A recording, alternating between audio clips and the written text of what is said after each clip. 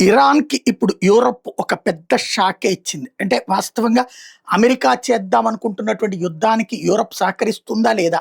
ఇజ్రాయెల్‌ని ముందు పెట్టి యుద్ధం చేపించి అంటే ఇదివరకు ఇరాక్‌ని దెబ్బతీయడానికి ఇరాన్‌ని ముందు పెట్టి అమెరికా పైన స్ట్రైక్స్ చేసేది. ఇప్పుడు అట్లాంటి పనే చేస్తుంది. ఇజ్రాయెల్, ఇరాన్ మధ్య యుద్ధం పెట్టి మధ్యలో అమెరికా పెద్ద స్ట్రైక్ చేస్తుంది. ఫైనల్‌గా ఇరాన్‌లో ఉన్న ఆయిల్ లబ్దంతా అమెరికా కొల్లగొడుతుంది.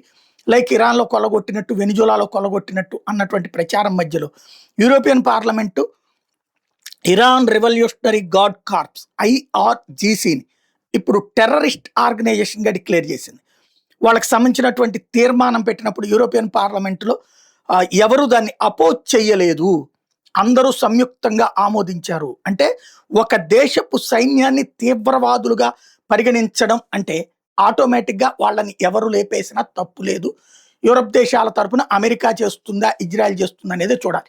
తద్వారా ఇరాన్ పైన అమెరికా దాడికి పరోక్షంగా అనుమతించినట్టయింది.